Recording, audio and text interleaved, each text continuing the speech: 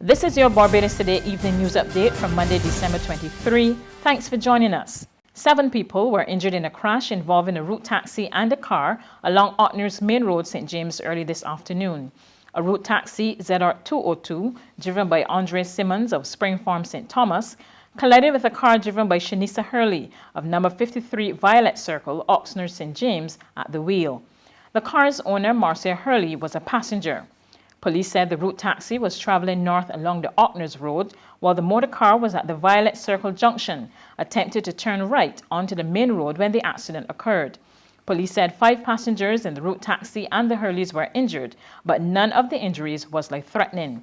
4 ambulances responded to the incident, and the injured were taken to the Queen Elizabeth Hospital. Government has received a US $75 million loan to support the Barbados Economic Recovery and Transformation Program from the Caribbean Development Bank.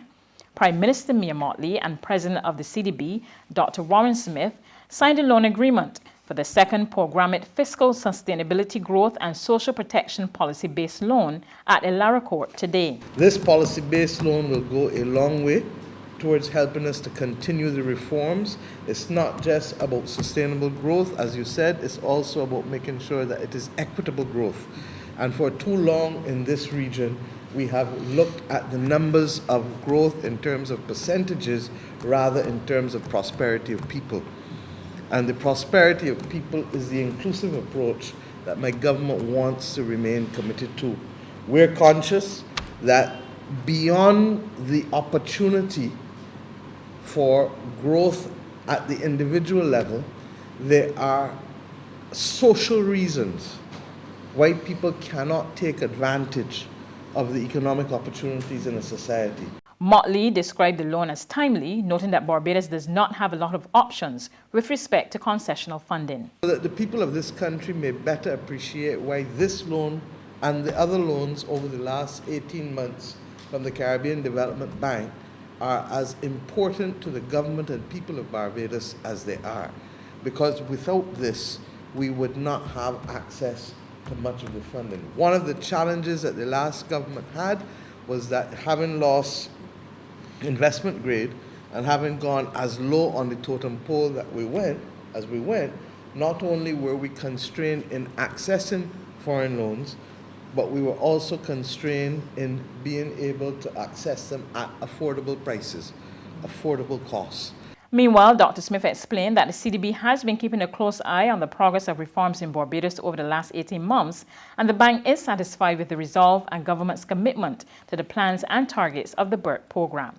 My signing of the loan agreement with Prime Minister Mottley this afternoon is an acknowledgement of our satisfaction with the progress to date, and we will continue to provide the government with much needed financial and technical support to continue its efforts.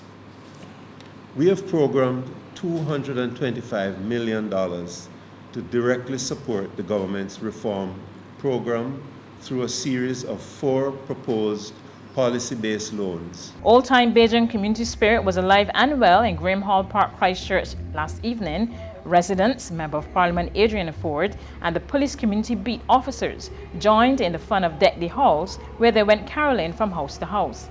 Minister Ford says he's hoping that this event will help to revive community spirit across Barbados. And we want to encourage all communities across Barbados to do likewise, because this is certainly the season of giving back.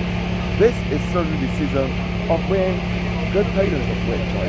We want to fill the hearts of our communities. We want to encourage communities to continue to work together, because the communities can only be as strong as families, and the families can only be as strong as the individual members that make up those families. And we are saying to families, to communities, to come together in this Yuletide season.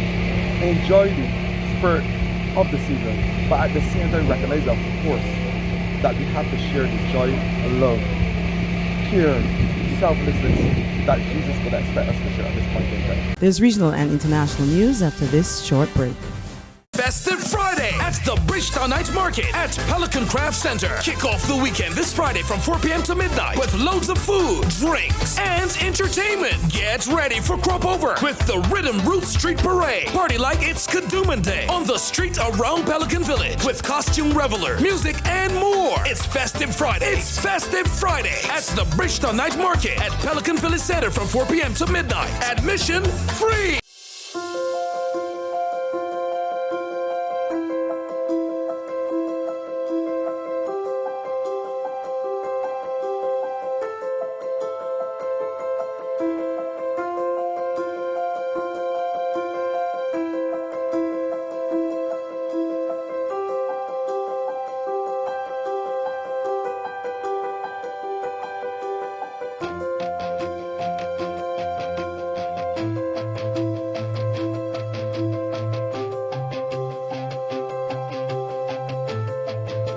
Barbados Today, news you can trust.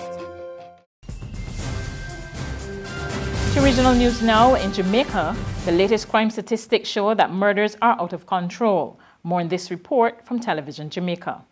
There are 8 days left in the year, and already murders have exceeded the amount recorded last year.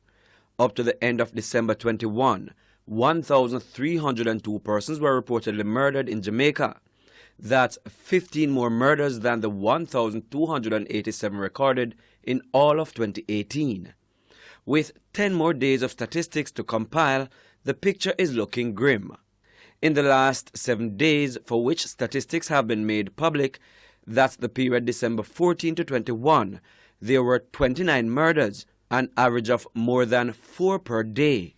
The police division recording the highest number of murders in that week was the St. Andrew Central Division, which is administered from Halfway Tree.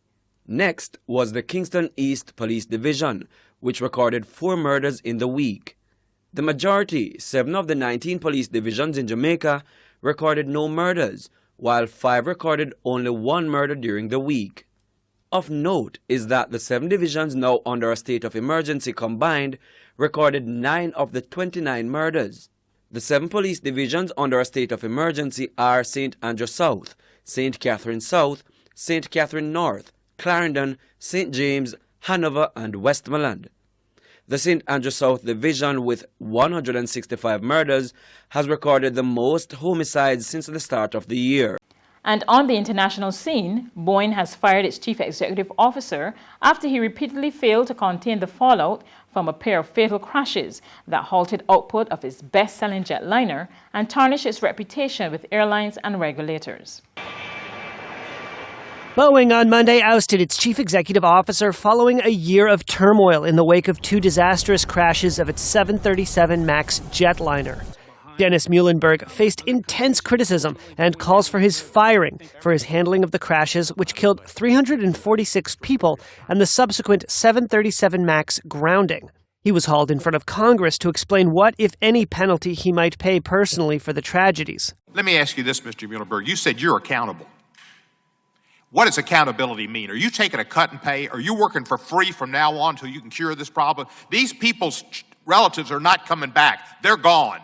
Speculation that Muhlenberg would be pushed out had been circulating in the industry for months, especially in October when the board stripped him of his chairman title.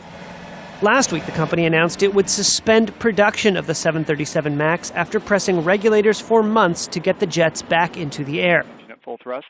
And Friday, the firm suffered another embarrassment when a test of its Starliner spacecraft failed to dock at the International Space Station. Monday's announcement seems to make clear that Boeing wants to start 2020 on a different foot. That's news, but for the very latest, visit our website at www.barbadostoday.bb. You can also subscribe to our e-paper email updates or like us on Facebook and sign up for our breaking news alerts via WhatsApp. We're also on Izumi Media in bus terminals, as well as Screenplay at supermarkets and gas stations near you. You can also hear us on Mix 96.9 FM and Capital Media HD 99.3 FM.